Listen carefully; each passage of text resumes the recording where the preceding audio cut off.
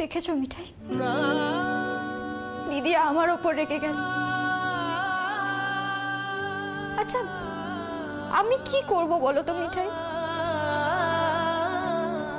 রাতুল মনোহরায় আমাকে যে কথাগুলো বলল, তারপরে দিদিয়া যা বলছে সেগুলো কি করে সম্ভব? রাতুল নিপাকেই ওর স্ত্রী হিসেবে মেনে নিয়েছিল। রাতুল খুব জেনুইন একটা ছেলে মিঠাই, তাই দুম করে সেই জায়গায় ও অন্য কাউকে বসাতে পারবে না। এটা কি ওর দোষ বলো তো? প্রত্যেকটা মেয়ে তো এরকমই হাজবেন্ড চায়। তুমি আমি আমরা সবাই তো চাই আমাদের স্বামী শুধু। নিপা খুব বড় বোকামি করলো মিঠাই। জানি না, হয়তো দ্বিতীয় বোকামিটা আমি করলাম। আমার হয়তো দাদা ভাইয়ের কথাই শোনা উচিত ছিল, হয়তো ক্যারিয়ারটা নিয়ে ভাবা উচিত ছিল, কিন্তু ওই পরিস্থিতিতে মিঠাই আমি শ্রীতমা দিদি, আর একবারও তুমি যদি পুরনো কথা তুলেছ না, আমি কিন্তু তোমাকে খুব বকবো বলে দিচ্ছি। যা হবার হয়ে গেছে। তুমি আর নতুন জামাইবাবু আজ থেকে একটা নতুন জীবন শুরু করবে। আমি যাচ্ছি, নতুন জামাইবাবুকে ডেকে আনছি। তুমি পরিষ্কার করে বলবে নতুন জামাইবাবুকে যা হবার হয়ে গেছে। এখন এই বিয়েটাই সত্যি। গোপালের ইচ্ছে বিয়েটা হয়, তার ইচ্ছের উপর তো আমাদের কারোর হাত নেই, বুঝলে? আর তুমি দাদা ভাই থেকে কি মতামত নেবে বলো তো? তোমার দাদা ভাই তো বিয়েটাই মানে না। তার থেকে বিয়ের বিষয়ে তুমি কি মতামত নেবে গো? আগে সে নিজে বুঝুক বিয়ের মানেটা কি, তারপর তো অন্য কাউকে মতামত দেবে। শোনো, তুমি চুপ করে এখানে বসো, আমি নতুন জামাইবাবুকে ডেকে নিয়ে আসছি, ঠিক আছে? বসো। कैसे अजीब दावत है ये, मैं बिन बुलाई मेहमान घर वाला। দাদা ভাই বিয়ে মানে না, আর রাতুল বিয়ে মানে। सब छोड़ के তো কপাল দেখো,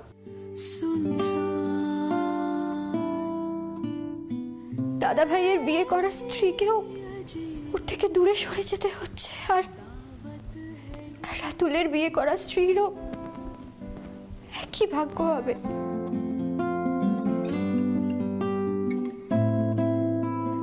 তোমার গোপাল কিন্তু খুব অদ্ভুত অদ্ভুত ঘটনা ঘটাচ্ছে মিঠাই।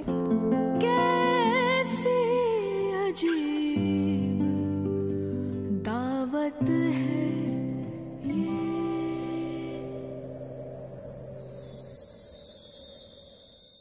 এসো ভিতরে এসো নতুন জামাইবাবু।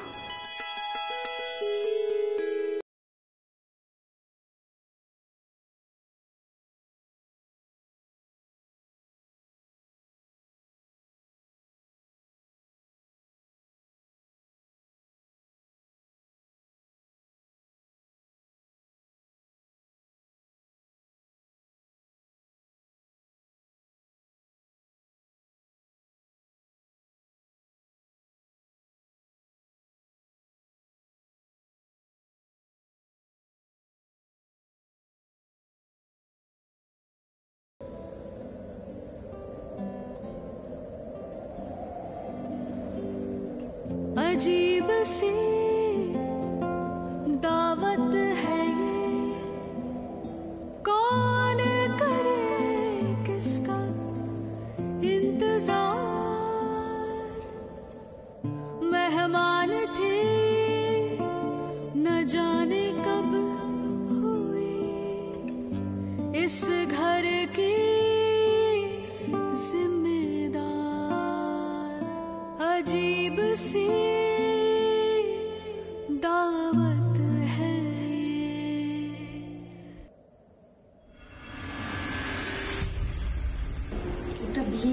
ছেলে খেলা শুরু হয়েছে। এবার না সত্যি সত্যি মাথাটা গরম হচ্ছে। একটা বারও কেউ আমার পজিশনটা নিয়ে ভাবছে না।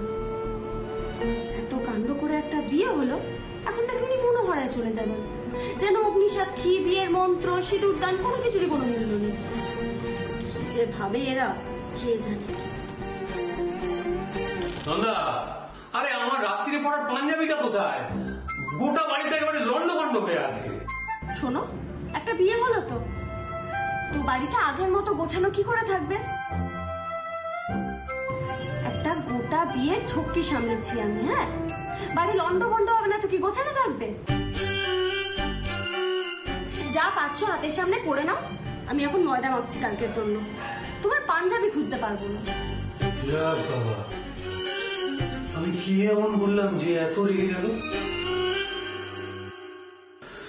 অগত্যা, চলো রাজীব কুমার, নিজের কাজ নিজেই করো। গৃহিণী কোনো কারণে রুষ্টা হয়েছে। ছোট ভাই কোথায় গেল? হ্যাঁ,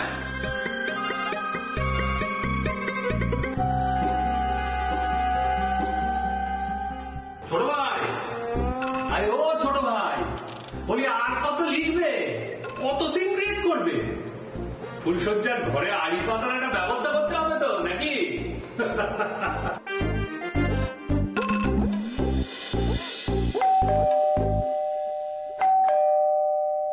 এত রাতে আবার কে এলো? এই শুনছো?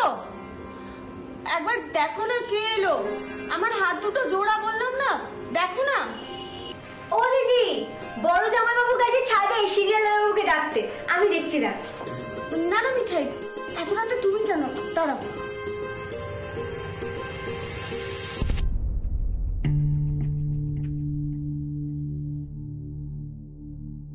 কে এলো মিঠাই? এ কি সিট? তুই এত রাতে? ও বাড়ির সবাই ঠিক আছে তো? কি রে, সবাই ঠিক আছে তো?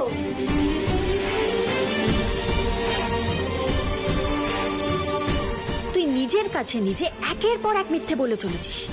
তুই ভেতর ভেতর মিঠাইকে অ্যাকসেপ্ট করে নিয়েছিস, এন্ড দ্যাট ইজ ওয়াই তুই ডিভোর্সটা দিতে চাইছিস না।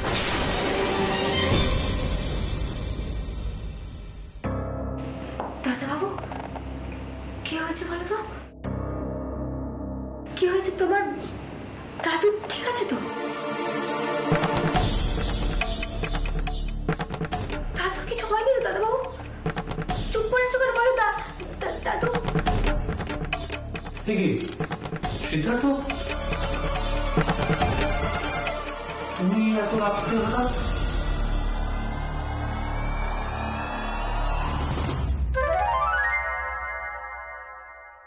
দাদা ভাই, কি হয়েছে তোর?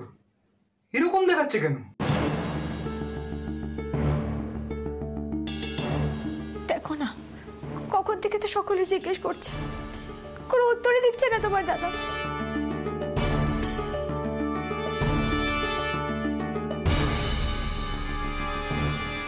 নিশ্চয়ই কোনো বড় একটা বিপদ হয়েছে। দাদাবাবু কথা বলো, কিছু তো বলো। কি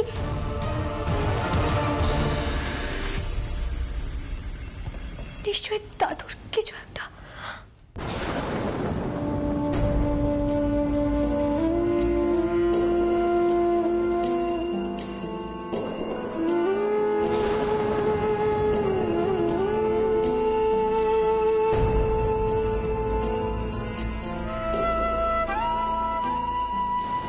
তো ভালোবাসায় বিশ্বাস করিস না, বিয়ের বন্ধনে বিশ্বাস করিস না। তুই মেয়েদেরকে কি দিবি সিদ্ধার্থ? তার থেকে অনেক হয়ে গেছে। বড়দা যা চাইছে সেটাই হোক। মিঠাইয়ের জীবনে একটা ফয়সলা হওয়া উচিত। অনেক কথা হয়ে গেছে, অনেক।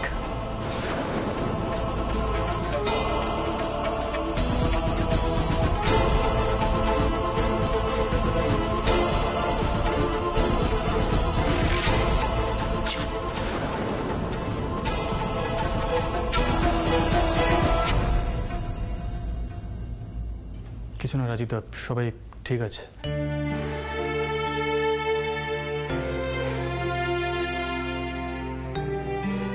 আসলে ইভিনিংয়ে মাঝপথে একটা ডিসকাশন আটকে গেছিল, আর যতক্ষণ একটা কনক্লুশনে আসতে পারছিলাম আমি নিশ্চিন্ত হতে পারছিলাম না। তাই ভাবলাম এখানে চলে আসি। এখানে তুফান মেলো আছে, তুমিও আছো, আজ রাতেই একটা ডিসিশন নেওয়া যাবে।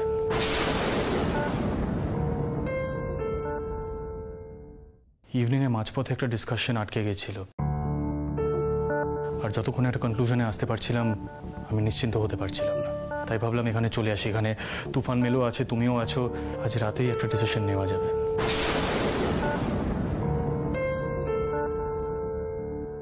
এনিওয়ে, এখানে এসে তোমাদের ডিস্টার্ব করলাম না তো? হ্যাঁ, ছি ছি ছি ছি ছি, এসব তুমি কি বলছো সিদ্ধার্থ? শোনো, আমাদের বাড়িতে তুমি যখন খুশি আসতে পারো। হ্যাঁ, আমি বুঝতে পারছি যে কোনো একটা কারণে তুমি মনে মনে খুব অস্থির হয়ে আছো।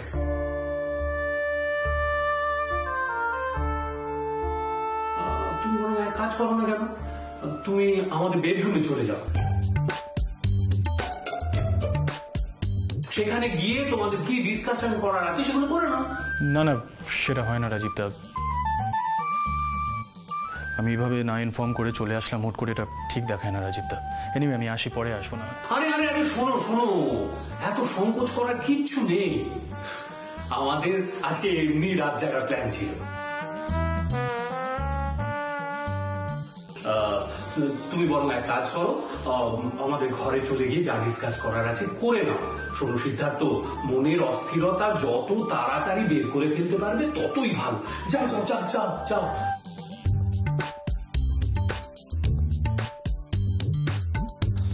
এই যে ছোট ভাই, হ্যাঁ যাও তোমার এই চিত্রগুপ্তের দৃষ্টিখানা রেখে এসো, যখন তুমি পড়ে যেতে পারে। হ্যাঁ হ্যাঁ হ্যাঁ হ্যাঁ, মানে তুমি ঠিকই বলেছো রাজীব দা। আসলে চারপাশে যে ঠিক কি হচ্ছে আমি না বুঝতে পারছি না। আমার হাত পা কেমন একটা কাঁপছে। গিন্নি, তুমি যাও, তোমার হাতের কাজটা সেরে ফেলো। সিদ্ধার্থ, আমি বরং ভেতরে যাই, বুঝলে? আমাদের আজ রাত্রে একটা বিশেষ মিশন আছে, সেটা কিছু প্রিপারেশন বাকি আছে, সেগুলো করে ফেলি। তোমরা যাও, ভেতরে গিয়ে কথা বলো, কেমন? না না না না না না না না na na na na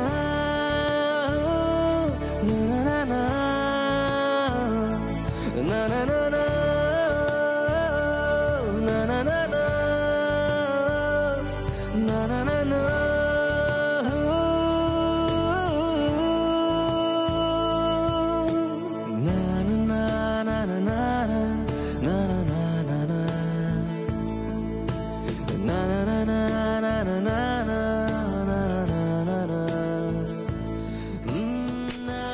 আমি কি করে বসলাম?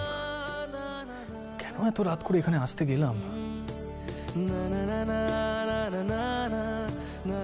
মিঠাই যে ডিভোর্সের পরে কি করবে সেটা না জানা পর্যন্ত আমার ঘুমও আসছে না। আর ওইদিকে টেস, কোনো সেন্স নেই, ফোন করে এতগুলো কথা শুনে আমাকে ইনসাল্ট করলো। আমি এবারে সত্যি নিজের উপরে কন্ট্রোল হারিয়ে ফেলছি।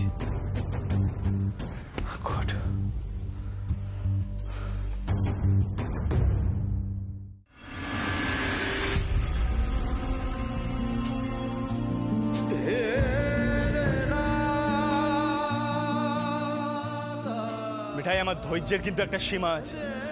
তোমাকে বসতে বলেছি, তুমি বসবে না। মিঠাই, just stop it, I said. আমার মাথাটা কিন্তু গরম হয়ে যাচ্ছে, just stop it. দাদাই দাদাই দাদাই, ওই বাড়িতে আমাকে প্রাণ ভরে বকাবকি করতে পারে নাকি না, তাই বুঝিয়ে এই বাড়িতে এসে বকবে, এক্ষুনি এসে বলবে।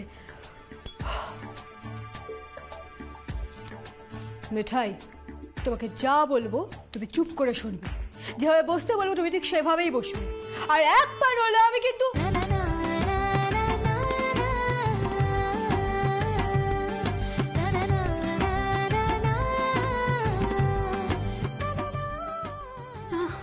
মিঠাই কিছু বলছে না। আমি কি তোমার ঠাট্টা করার পাত্র নাকি? হ্যাঁ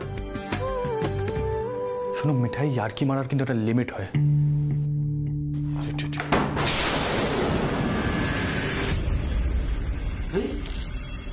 এটা কি হলো? দরজার আওয়াজ? নন্দা, বলছি যে ওই বেডরুমের দরজার লকটা তো আগেই খারাপ ছিল, এখন একেবারে ভেঙে গেল না তো? খুব ভালো হবে, লকটা ভেঙে গেলে দুজনে ঘরে আটকা পড়ে যাবে, আমি সেটাই চাই। ইনফ্যাক্ট ওই ফুলসজ্জার ঘরের লকটা ভেঙে দিলেও ভালো হতো। না না নন্দা, আই এম সিরিয়াস। মানে দেখো, কাল সকালের আগে কিন্তু লকের মিস্ত্রি খুঁজে পাওয়া যাবে না। অবশ্য যদি লকটা সত্যি ভেঙে গিয়ে থাকে তো। এই দিদিয়া, তোরা আমার জন্য প্লিজ একটু মানত করবি প্লিজ। আমার বিয়েটা না অন্তত যেন সুস্থ স্বাভাবিকভাবে হয়। গোপাল যেন আমার বিয়েতে আর কোনো কাণ্ড না করে। এ বাড়িতে তো সবার বিয়েতে একেবারে হুলুস্থুলু ঘটে গেছে। আচ্ছা ছোট ভাই, বল তোমার হলো? মানে এবার তো আমাদের গিয়ে ওই ফুলসজ্জার ঘরে আড়ি পাততে হবে। সত্যি বাবা, তুমি পারো বটে। তুমি গিয়ে আগে কান পেতে দেখো আগে কোনো সারা শব্দ পাচ্ছ কিনা, নাকি ভাই আবার অন্য কোথাও চলে গেল। যথাজ্ঞা ম্যাডাম।